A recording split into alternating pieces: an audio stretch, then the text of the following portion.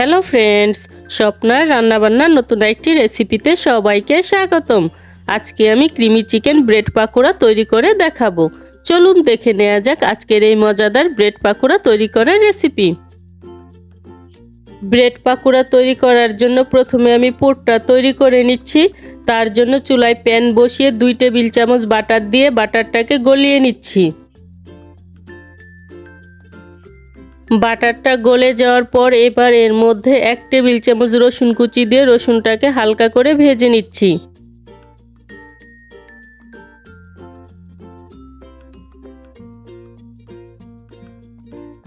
রসুনটাকে 30 সেকেন্ডের মতো ভেজে নেওয়ার পর এবার এর মধ্যে দিয়ে দিচ্ছি 2টি কাঁচামরিচ কুচি ও আধা কাপ পেঁয়াজ কুচি।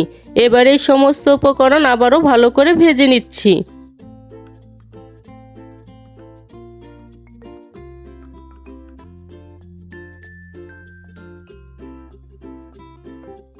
পেঁয়াজটাকে 2 মিনিটের মতো ভেজে নেওয়ার পর এবার এর মধ্যে 1 কাপ গাজর কুচি দিয়ে গাজরটাকে পেঁয়াজের সাথে ভেজে নিচ্ছি।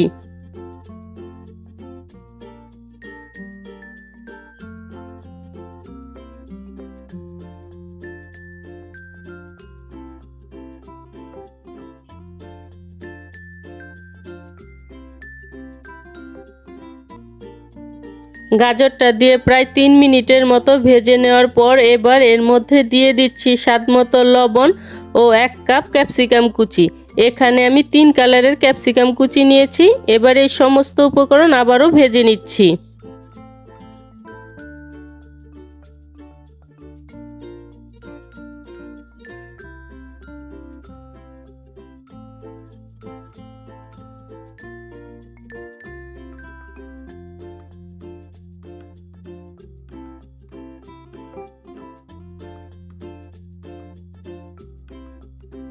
সবকিছু দিয়ে আরও প্রায় 2 মিনিটের মতো রান্না করে নেওয়ার পর এবার এর মধ্যে আমি সিদ্ধ করে নেওয়া 1 কাপ মুরগির বুকের মাংস দিয়ে দিচ্ছি। মুরগির এই বুকের মাংসটাকে আমি জল, আধা চা চামচ লবণ ও আধা চা চামচ গোলমরিচের গুঁড়ো দিয়ে সিদ্ধ করে নিয়েছি। তারপর এটাকে আমি ছাড়িয়ে নিয়েছি।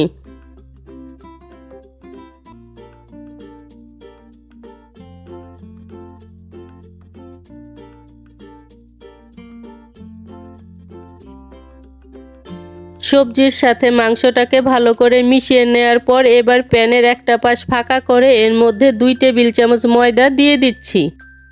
এবার এই ময়দাটাকে আমি এভাবে এখানে ভেজে নিচ্ছি। ময়দাটাকে 1 মিনিটের মতো ভেজে নেওয়ার পর ময়দার কাঁচা গন্ধটা চলে গিয়েছে। এবার এই ময়দাটাকে আমি সবজির সাথে খুব ভালো করে মিশিয়ে নিচ্ছি।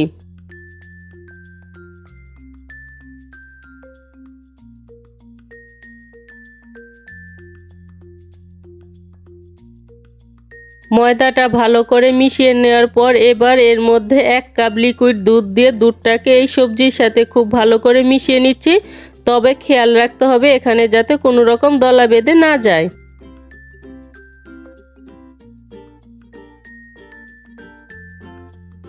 দুধ দিয়ে প্রায় 2 মিনিটের মতো রান্না করে নেওয়ার পর পুরটা আমার তৈরি হয়ে গিয়েছে।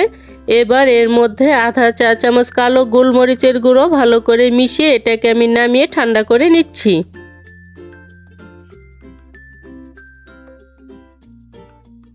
এবার ব্যাটার তৈরি করার জন্য বাটিতে দিয়ে দিচ্ছি আধা কাপ ময়দা, আধা চা চামচ লবণ, আধা চা চামচ কালো গোলমরিচের গুঁড়ো ও পরিমাণ মতো জল দিয়ে পাতলা একটি ব্যাটার তৈরি করে নিচ্ছি।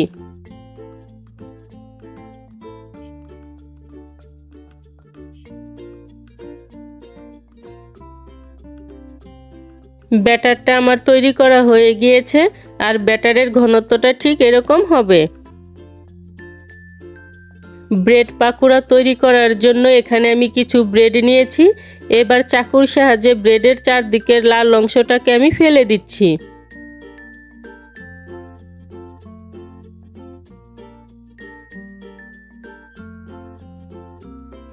সবগুলো ব্রেডেরই লাল অংশগুলো ফেলে দিয়েছি আর এদিকে পুরটাও ঠান্ডা হয়ে গিয়েছে। এবার চামচের সাহায্যে এই পুরটা ব্রেডের মধ্যে ভালো করে ছড়িয়ে দিচ্ছি।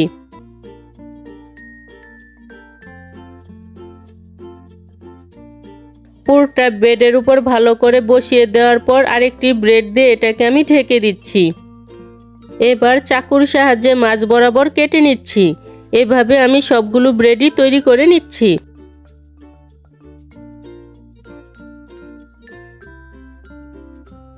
সবগুলো ব্রেডই আমার তৈরি করে নেওয়া হয়ে গিয়েছে।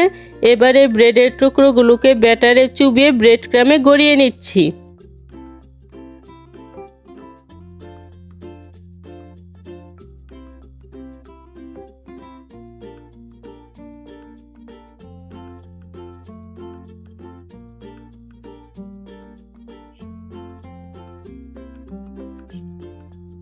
ব্রেডটাকে ব্রেড ক্রামে গড়িয়ে নেওয়ার পর এভাবে আমি সবগুলো ব্রেডই তৈরি করে নিচ্ছি।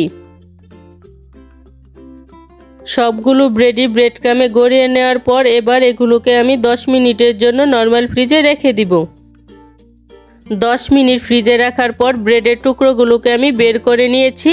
এবার ভাজার জন্য প্যানে পরিমাণ মতো তেল দিয়ে তেলটা গরম করে নিচ্ছি। তেলটা গরম হয়ে যাওয়ার পর এবার এর মধ্যে ব্রেডের টুকরোগুলোকে আমি ছেড়ে দিচ্ছি। ক্রিমি এই ব্রেডগুলোকে এয়ারটাইট বক্সে ভরে অনেক দিন পর্যন্ত ডিপ ফ্রিজে সংরক্ষণ করতে পারবেন। একটা পাশ ভেজে নেওয়ার পর এবার অপর পাশটা ভাজার জন্য এগুলোকে আমি উল্টে দিচ্ছি।